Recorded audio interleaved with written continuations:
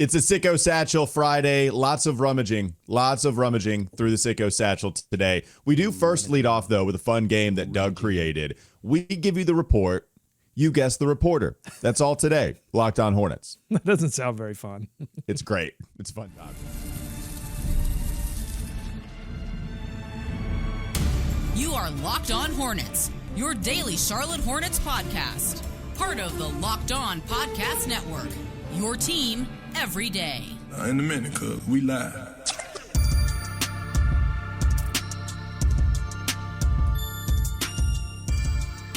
It's Locked On Hornets, part of the Locked On Podcast Network. It's your team every day. Thanks for making us your first listen. We're free and available anywhere you get your podcast, and that does include YouTube. There's Doug Branson. Find him on his Substack, everyhornetsboxscore.com. Also listen to Locked On NBA with Matt Moore and Hayes. I'm Walker Mail. You can listen to me on WFNZ every weekday from 12 to 3 p.m. We're going to be out at Speed Street today. Charlotte Motor Speedway, Memorial Day weekend, North Carolina, Crib, represent Charlotte Motor Speedway with the Coke 600 in store. So we're going to be out there. If Where is Speed Street? Because I recall Speed Street being on Tryon, but do they do it uptown anymore, or is it somewhere else? Nope, oh, wow. It's moved. Yeah, it's weird, right? Because when I think of Speed Street, I think of going to uptown as well, and then just walking the street like you were a middle schooler at the county fair. But it's now that at Charlotte Motor Speedway. It's just the street right out in front. So it's it's not the same. It is cool to be at the track, but it's not the same as uptown. So it's disappointing because I remember that and growing up with Fish Camp Jam. Did you get to experience Fish Camp Jam, or had it already gone away? These were things that as a kid in Gastonia or Belmont or any of these surrounding suburbs, it was your opportunity to go to the big city, to see the tall buildings, to dream a dream. Now all these things are moving away. I don't get it. Yeah, going to the track, it's like, okay, we're next to Concord Mills. That's cool as a kid. Let's go shopping. But the track is sweet. By the way, the only fish camp that I know is Jones Fish Camp. When you're heading into Catawba County on 16 or heading out of Catawba County on 16, they got their own little pond out there. Just fry everything, baby. Jones Fish Camp. We love you. All right, let's move on. Let's play the fun game that was enticing for everybody to play. I'm sure they didn't turn off the YouTube channel immediately upon saying, we'll give you the report and you guess the reporter. But this is something that you created, Doug, because, I don't know if you have we do have an issue with it. Tell the people. I'm angry. That's why I create most things I create on this show are because I'm angry at something or someone, and this is no exception. I have a report here. It may or may not be juicy. I'll let you decide that. It's a report on the Hornets. I'm going to read it in a moment, but I'm going to tell you right up front, I'm not going to tell you who wrote this report. And the reason why is because I went to this person's website and I tried to copy and paste the text over into our rundown so that I could give this report and then give credit to this report. Guess what? I couldn't. The website would not allow me to select the text, okay? Then I tried to right-click on the website, and a little pop-up came up and said, this website has disabled right-clicking. Unbelievable. I get not wanting to be aggregated and not given credit, but I can't even give you now because you won't let me aggregate. Now I'm not going. Ethically, I am. I'm going to put it in the show notes. So if you want to know who it is, you can go to the show notes. But I'm not going to speak this person's name because they have made their website so hostile. Okay, because I had some thoughts because the name is quite interesting, especially with the Hornets side of things, right? Because we've run into this type of reporting from this type of reporter before, all the way back. I'll give you a hint. All the way back in the 2015 draft, right? I think it was a 2015 draft. That's what it was. So that's when a certain report rubbed people the wrong way. I digress. Go ahead, Doug. What's the report? All right, this is it. One opposing executive told that he's been led to believe Brandon Miller. That's right. I'm not going to even say the name of the website because the website is so hostile to users. That's what you get. You get a fart noise. That's your name. That's right. One opposing executive told that he's been led to believe Brandon Miller is the lone untouchable on Charlotte's roster. Though he doesn't think LaMelo Ball or Miles Bridges will be moved, quote, no one would pay what the Hornets are surely seeking for either player, unquote, the executive said. He added that he intends to call Charlotte about the number 4 overall pick just to gauge what the Hornets would want in exchange. The exec added he has no idea if the Hornets are willing to move the selection. Okay. Let's play. Here's another game. The game is you can guess the reporter. The other game is this a report? That's the other game. How much substance is there truly to what you just read? Is this a report or is this just, I need to put a quote out there. I got a couple exec contacts and I'm going to put out something that they said. I'm going to ask them about the Hornets. They're going to give me something and then I'm going to put it on this website that you can't copy and paste. Because I really do think the only thing that could be considered a legitimate report here is one opposing executive told Hoops, we can say the name, right? We didn't give you the reporter, though. We didn't give you the reporter. Told that certain publication that he's been led to believe Brandon Miller is the lone untouchable on Charlotte's roster. He's been led to believe that. Have you been told that? But I've been led to believe that Brandon Miller is the lone untouchable. Well, what about LaMelo and Miles? Will they be moved? They could. They could. Will they? Do you think are they shopping them? They could. They really could. Okay. So what's happening with this? Do you think they're gonna take any phone calls? It's possible. It's certainly possible. Anyways, that's the game. Is this a real report? That's my question to you. What do you say, Doug? I mean, I feel like this person really did talk to an executive, but obviously the executive has not even called the Charlotte Hornets. So yeah, I mean, I think though this information does track with me. Like I do believe that Brandon Miller is the lone untouchable player on this team.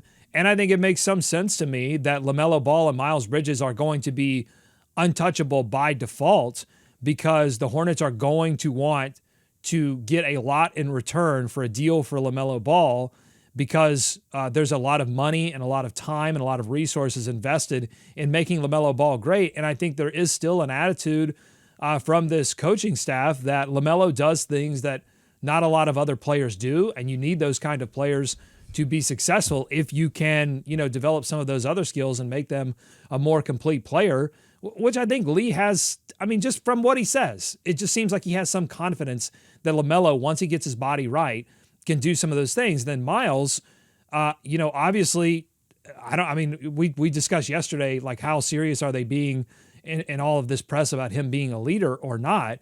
But he certainly is one of the more veteran presences in the locker room, and he plays a lot of games, so he's valuable to the Hornets to a certain extent.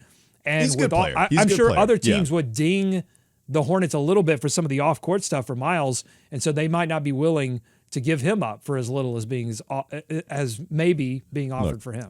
And look, mate, okay, so perhaps I'm going a little too hard on whatever this website is. I can't imagine they would watch this and then say, oh, you know what? Now I'm going to allow you to copy and paste stuff from our website. It's probably only... That's already out the window, so forget about it. They're probably going to put up, 20 feet walls around the website now. But, okay... People are probably interested in what execs are saying from other teams, but this is just an opinion from another front office exec. So what's happening is you're just putting out there what somebody in a high up position in the NBA thinks about the Hornets position, even if they clearly don't have a ton of information on what the Hornets are thinking, because whoever this exec is said, quote, no one would pay what the Hornets are surely seeking, which means you don't know what the Hornets are seeking, which means they have not called you, nor have you called them, and you've gotten this information either through like 3 degrees of separation or 3 degrees of separation, or you've gotten it based off of your own opinion on whatever has happened before. So look, maybe he's right. I guess that would be the kind of thing I would throw out there as well. That would make sense to me. We've said Brandon Miller makes sense as the only untouchable player on this roster. We've had our conversations about whether you would trade LaMelo, what it would take. Same thing for Miles, but that's the report. That's the report in the offseason. And I think teams will call about the 4th pick. I think that the price for the 3 pick may include having to take Paul George, which is a price in and of itself because he makes so much money. That deal might be more complicated, whereas it would be less complicated, I think, to deal with the Hornets and move to 4. And if they're not enamored with VJ Edgecombe or Trey Johnson, and maybe they're enamored with someone like Knipple or Carter Bryant or somebody that can be had just a few picks down, then, trading back, I think, is a real possibility, particularly if it means that Jeff Peterson can stack even more first-round picks if they don't feel like they want to be competitive this next season. If they're really targeting 2 seasons from now to, the next offseason for making the big moves, and they can score 1 or more first-round picks in exchange for somebody to move up to 4, probably unlikely that it's going to be multiple firsts, but if it gets you an extra first, that's very much something that I can see Jeff Peterson doing. All right, Sicko Satchel time coming up next on the Locked On Hornets podcast. Bees everywhere! We got questions from Ben from the 7th Dwayne Bacon division. We have questions from Casual Hindu of the 1st Lance Stevenson division. We got plenty of other questions to get to as well. Sicko Satchel time, Locked On Hornets. This episode is brought to you by FanDuel. The NBA playoffs are in full swing, and every night delivers highlight-worthy performances, major momentum shifts, and can't-miss moments. Whether it's a game-winning shot or a breakout player, there's never been a better time to get in on the action. FanDuel makes it easy to stay in the game before tip-off and live. With player props, performance trends, and same-game parlays, fans have more ways than ever to play smart and win big. You could win $200 in bonus bets that will add to the excitement of watching live sports or just betting even on some of these props that FanDuel has to offer. There are plenty of ways to get in on the action with FanDuel. And if you're new to FanDuel, it's the perfect time to sign up. Again, head to FanDuel.com, place your first $5 bet, and if it wins, you'll get $200 in bonus bets. Make every moment more with FanDuel, the official sports betting partner of the NBA. More Locked On Hornets ahead. Sicko Satchel time. It's been a while since we've dedicated 2 segments to the Sicko Satchel, so let's run through these questions. What you got for the people, Doug? Ben from the 7th Dwayne Bacon division writes, fake trade idea, Miles and a couple of seconds for Jarrett Allen. Cleveland needs playable wing depth pretty badly, and Charlotte can secure a center for the future, assuming Mark is gone this offseason. It feels inevitable that Cleveland moves on from Allen to play Mobley at the 5, and Charlotte seems like a glove-in-hand fit for what Allen can provide on both ends of the floor, minus the three-point shooting. Okay, I don't think Cleveland would go for that. I think they would ask for a first-round pick. 2, I think that's way too low on what it would take to go get Jarrett Allen, in my opinion. But if we wanted to just stick with the spirit of the question, would you go after Jarrett Allen somehow this offseason? You look at Cleveland and their success or lack thereof with him. He's not been great in the postseason. This is someone that has been a great regular season player, and I really value him as a player. I like Jarrett Allen a lot. We know that he's destroyed the Charlotte Hornets a couple of times. He's one of those guys that always frustrates me because he'll put up a 9-for-9 game with 17 rebounds. That was post Mark Williams. That was pre-Mark Williams. Jarrett Allen has just been a thorn in the Hornets side for quite some time. But then they get to the postseason, and then it hasn't quite worked out for him nearly as much. It feels like he might not be as physical a player in the postseason as much as what other people might want. So all that being said, I could see a world where they're willing to move on from Jarrett Allen, who I just checked the Cavs payroll not too long ago. Actually, he's going to be getting up to $30 million. Not quite there yet, but will be getting up to $30 million a year. So should they go after him? I don't know. I don't think so. I would like Jarrett Allen on my team, but where we are now, do I want to get rid of first round picks to go get him, which I do think it would take first round picks to go get him, and it Miles as well, right? Like you have to attach some win now players to what Cleveland would want. I feel like it's too hard to make sense in my brain, Doug. I don't know if that's how it works in yours. Yeah, it could cost you Tijon Salon, could cost you a young player that you want to develop. Like it would be difficult, particularly because it is such a long-term investment. You are really betting that Jarrett Allen is going to contribute significantly to your team for 4 or 5 seasons. You know that on this show I've expressed my desire, my deep, deep set desire for this Hornets team to have some bigs that can legitimately shoot. Jarrett Allen cannot do that, but that wouldn't preclude me from a deal for a center that would anchor your defense. Because I think there is a way for the Hornets to win, particularly in the regular season, with 4 really good shooters around a true anchor big. I mean, I think that's what part of what Charles Lee wants, but I think ultimately the full vision of what Charles Lee could win with in the playoffs has to involve a lot of players that can shoot outside. And so, yeah, it would be difficult to be paying him $32.5 million at the end of that contract. You can always, find ways to make the deal will get better. You can find ways to move the deal, but that is a long-term investment in a guy that, again, you said, in the playoffs becomes a little bit more difficult to play. And if that's ultimately the goal for the Hornets in the next 3 or 4 seasons, that could be a problem. Yeah, so I'm not sure about the injury stuff with him. Played 20 minutes in the game 4 loss to Indiana, scored 2 points, played 30 minutes in the game 5 loss to Indiana in this postseason, and only scored 9. There was, look, and I know you're not exactly asking him to be this monster scorer. You want him to get a ton of rebounds. There were 2 12-rebound games for him. There was also a 5-rebound game, a 2-rebound game, and a 4-rebound game. And that's the stuff that leaves Cavs fans frustrated. It's, yeah, sure, you're capable of getting the double digits. Like, we've seen him be a monster, and that's great. I like him as a player.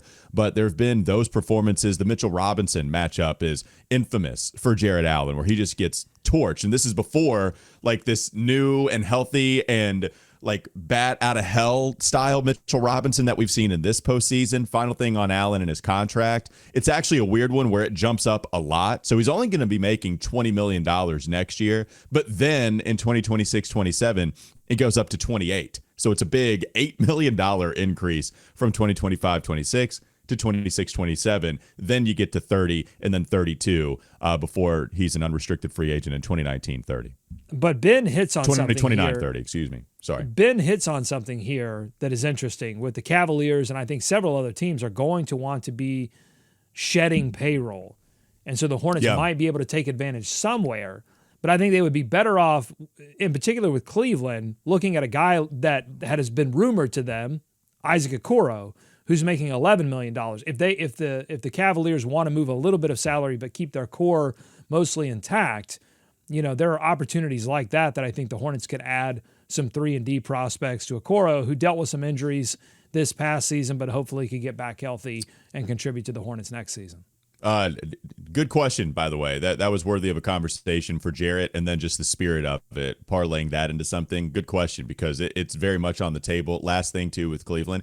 Ty Jerome stuff, he's probably going to price out of what the Hornets can get, but it does feel like I feel like that. I mean, you're willing to give anyone who just walks in the door $10 million. I mean, what's another, 15? What's another 20? Okay. Like that. If Christian Brown is out here getting 30 million on the extension, it's it.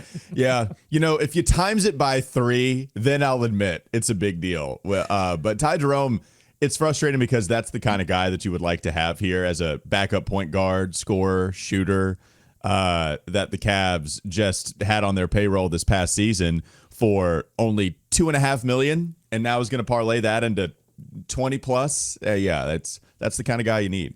I'm making a joke there. If you haven't been watching us all week, if you're not an everydayer, what's wrong with you? But if you're not an everydayer, I'm making a joke there in reference to me being a little bit hesitant to give Trey Mann right now $30 million over 3 years, so $10 million a year. I don't even know if I'm going to debate this. I think that's just relative to the comments that came after, the most unpopular take I've ever given on this show. Everybody to a person was like, "You're an idiot. Why aren't you giving Trey Mann 3?" And you know what? I respect all of your opinions. I still think all of you are wrong. I still think that you have to be a little bit hesitant. Here's what it says to me, honestly. I don't blame people for saying that. I don't blame people for being wrong about me being right. Here's what I think. Sure.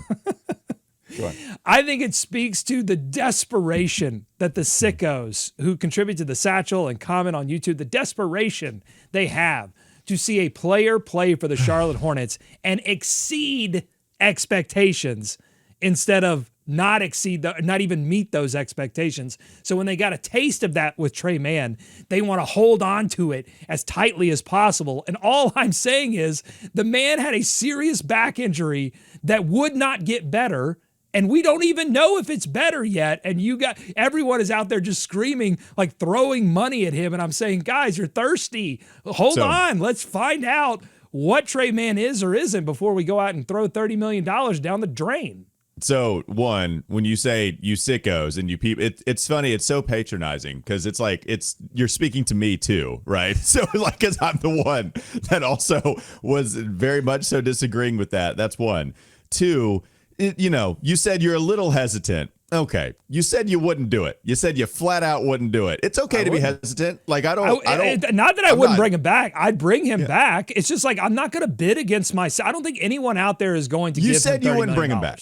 You said that on the show. You said you wouldn't bring him back. You said you wouldn't bring him back at $10 million. Yes, you did. No, I Go did check the not. tape. You said you would not. You said you would not bring him back on $10 million a year. $30 million. No, I said 1 year qualifying offer. Yes, you did say that. Back. You said at 10. That's what people are saying, though. You would not bring him back at 10 a year, is what you said for 3 years. I don't think anyone's going to give it. And which is fine. We'll Maybe figure that's out. true. I will eat the the big dub hat if someone gives him $30 million. I will eat the big dub hat. I mean, okay, yeah, it's probably too long. Like I don't think that's going to happen either. But it's also not. Eat big dub hat impossible. We'll find out. Okay, for sure. I don't think it's going to happen either, but big dub hat meal impossible. That seems strong. I think people just like a good player, man. But I hear you. All right. No, I'm not patronizing. I'm not patronizing. This is the cave allegory where everyone's in the bottom of the cave. We're in the darkness and we see shadows and we don't understand them. I'm just the person that happened on this particular instance to turn around and see the light and see the world for what it really is. And I'm seeing Trey Mann, an extremely talented player. Back injury scares the hell out of me. I'm not giving that guy 3 years, $30 million. Come on. To defend your stance, I will say clearly this is all if the back is ravaged, then no. Right? Like I don't know what their records show. I don't know what's happening with Trey behind the scenes. So if it's clearly terrible, then yeah, you're not going to throw him the qualifying offer, no less for sure than the 3-year, $10 million a year contract that we're talking about. But if it's ravaged, then of course not. That's the caveat. But see, there's a spectrum. It's not like, oh, it's either completely shot or it's completely healthy. That's the thing about these injuries that we've seen with Mark Williams and with Cody Martin and with Trey Mann. A lot of times it is you ramp it up, you see how it goes, and you sort of cross your fingers and you play a guy. Eventually you get to a point where you feel comfortable playing that player, but there's no guarantee that he's not going to play 10 games and the stuff crops up again. That's the risk that you're taking, and that's not a risk I think the Hornets should be willing to make. If Trey Mann were like someone that had recovered from this previously or had given the Hornets 3 or 4 good years, different conversation. We just don't know. Yeah, don't know about the back. That's the big caveat. All right, coming up next on the Locked On Hornets podcast. Bees everywhere! Let's get to more Sicko Satchel questions, and then we'll give you another mock draft. That's still to come here, LOH.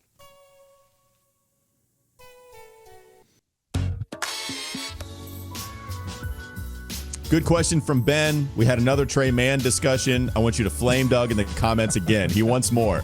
He was not burned. Just spun my enough. ATV's wheels in the mud there. We should have just kept going instead. You did. Great video games, by the way. The ATV video games, whether it be Nintendo 64 or PlayStation, phenomenal video games. What's the next Sicko Satchel question you have? All right, here we go. Casual Hindu of the First Lance Stevenson division writes this. As you learn more about the draft, would you rather keep the 33rd and 34th pick or package them together and move up to get one player instead of taking a swing on 2? I'm leaning on trading up, especially because some of these center prospects are moving up on people's boards, and I really want to get one of them.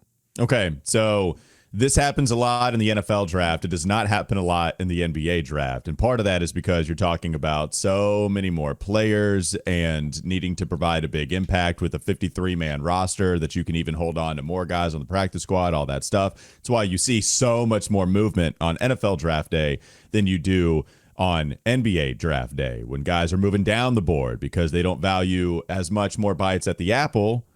They value swinging on a guy and then hitting by possibly moving up. All that being said, I have been one that believes the NBA teams, they should value more bites at the apple more. And I know it's like, well, what do you mean? We'll trade for all the first round picks. We love having all these first round picks. Yeah, but part of that is because you like the perception is reality approach with picks where everybody values first rounders until they grow arms and legs. And once you use that first round pick, now it's not as valuable to them anymore. That's just the way it works. So you like draft picks, but you don't actually like using them. And the other thing is, in the second round, this is exactly the time that you need to just have 2 darts to throw rather than 1. So, okay, a Rasheer Fleming would be interesting. Would love to move up for a guy like that. A Maxime Reynaud, you and I both love him, right? Everybody loves him, though. We might have talked about him earlier than what hit mainstream, but now everybody loves him now that the draft is about and we're starting to get second-round draft evaluations, and so now he's not going to be there. If one of those guys was on the board at like 24, 25, okay, I'd sign off on that deal. But overall, I think people undervalue the approach of just using multiple high second round picks, hitting on one and playing the odds game. I think also there's another scenario where they keep one of the picks and they trade the other one for and turn it into 2 second rounders that could end up being higher up on the board next season or the season after that. And then you just keep, I mean, this is the Sam Presti approach. You may wave a magic wand and presto Presti, one pick turns into 3 picks all of a sudden, and you've got 1,000 picks, and now you can package all of those together to bring in better personnel than you would have been able to just by making the sort of dice roll with the 34th pick in this year's draft. You also have to keep in mind that players that are going to be selected 33 and 34 are most likely going to get guaranteed contracts that will factor into cap evaluations.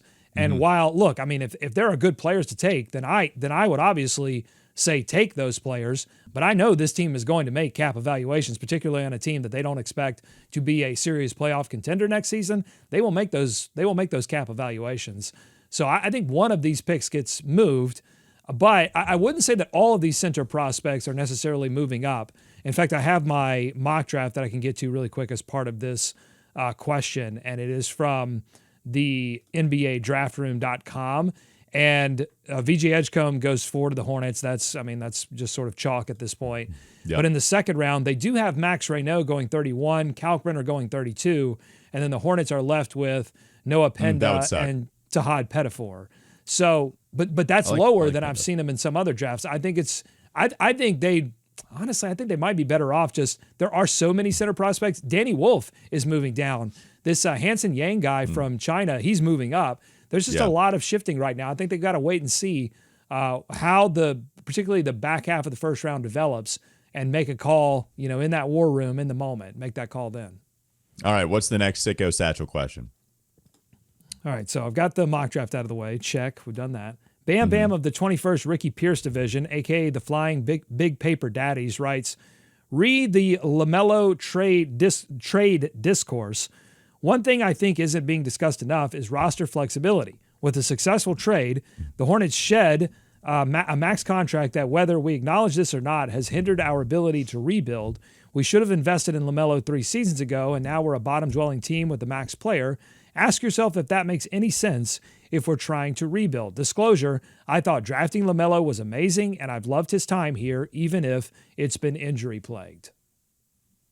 So, yeah, looking at this, it seems like he has frustration with the Hornets for not having invested in LaMelo. I wonder if he means just investing in the right pieces around him to get the most out of him, because it's not like the postseason. Yeah, exactly. Yeah, because the contract stuff, you can't bring that up any further. And you had his rookie deal, played that out. Like, they went through the normal rookie process, so it's not like if they just would have paid him earlier, then it would have made all that much more sense. So just wanted to make that clear, because there's some NFL lingo that you could use with that, but not here. So just want to get that clear.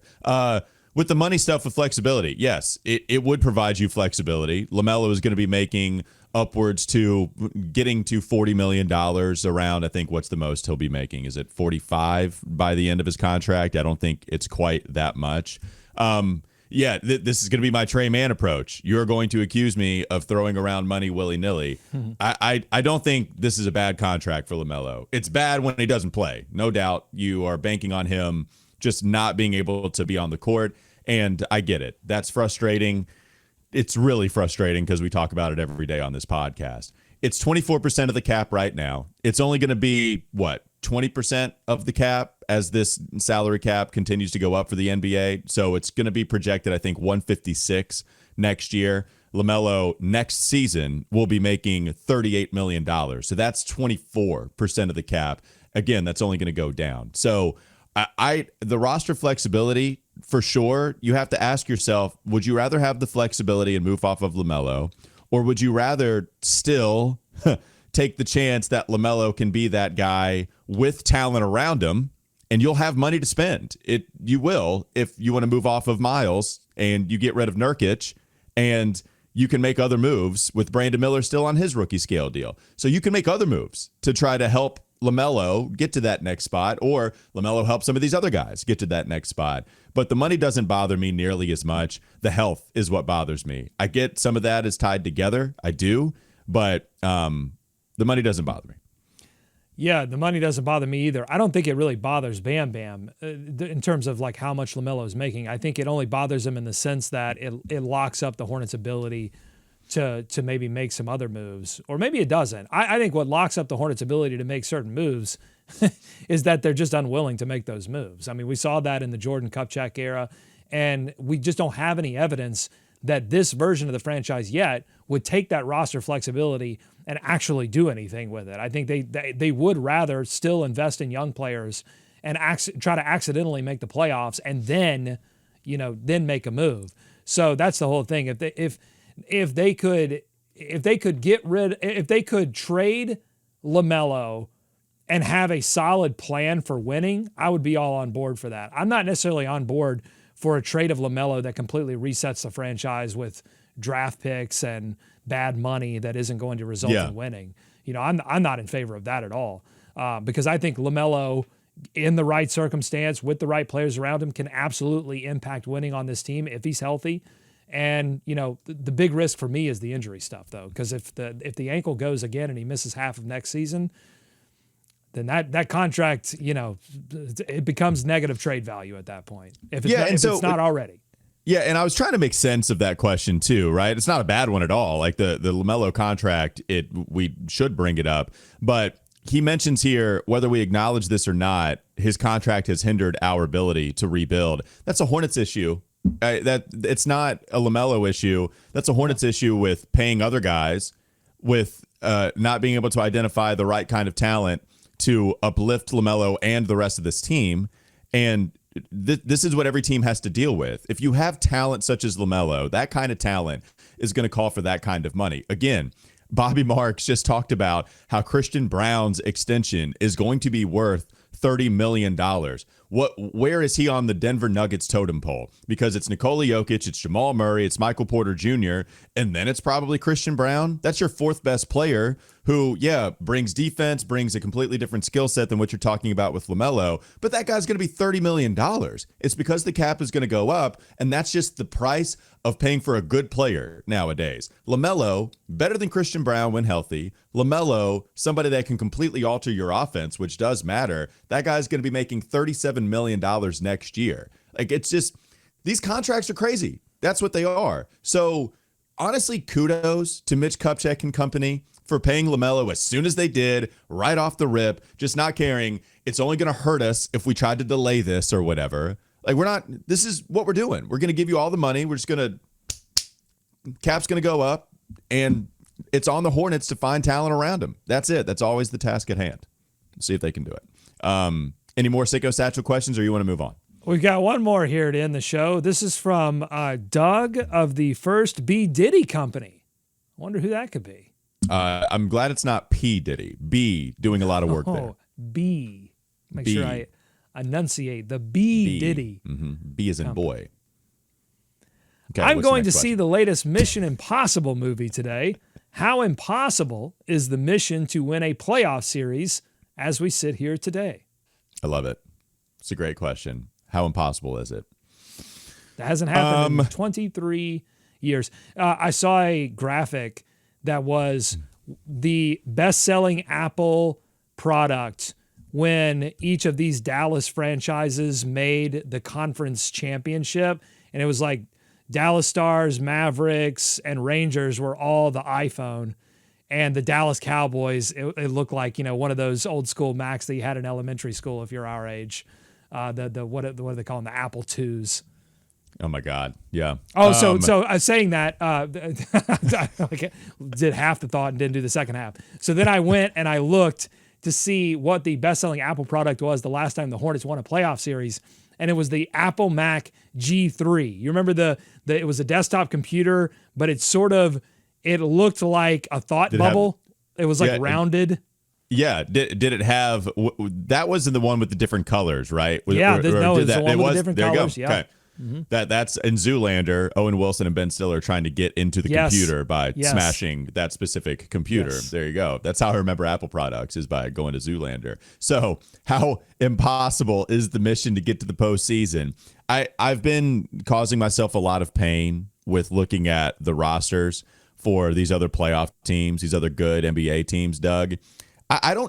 We've talked about it with Indiana a lot, how they've been able to develop talent in the second round from a Nemhard and just winning on the margins, getting all of the talent, squeezing everything that TJ McConnell is worth out of $11 million a year, and just getting winning players all over the place. There's so many on Indiana's roster. But in looking at the Cavs payroll, it's kind of the same for them too. They have monster contracts with their top four guys. Like, all of them are going to be making a ton of money. Evan Mobley's kicks in next year, so they were able to, finagle the cap a little bit this year. But like Ty Jerome, who, had he qualified, might have won Sixth Man of the Year, certainly would have been top three. You have a Ty Jerome for them. You have a couple of other guys that I'm just blanking on. I'll bring up their payroll again. But some of these other guys that aren't making money that have contributed, like a Dean Wade contributes, a Sam Merrill actually contributes for that basketball team. Isaac Okoro kind of does, but you get the idea. Like, I wonder if second round picks and some of these teams, with depth being such a big deal and that being such a big talking point about the postseason, it seems like picks outside of the top five and outside of the lottery matter more than ever, and that teams are hitting on them more than ever. So with the Hornets having been a good second round draft team, you just need to hit on some of the stars for those guys to supplement.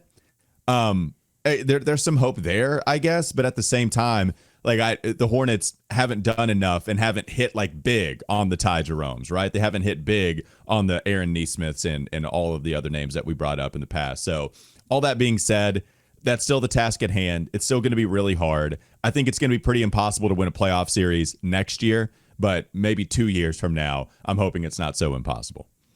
Yeah, it's going to be improbable, but LaMelo Ball, if he does get healthy, stay healthy, and acquire some of those skills that Charles Lee seems committed to helping him develop, and turns him into an All-NBA conversation, and then you have Brandon Miller making some kind of post-injury season leap, gets into the most improved player conversation, you get an whatever average season from Miles Bridges relative to what he's given you over the past couple of years.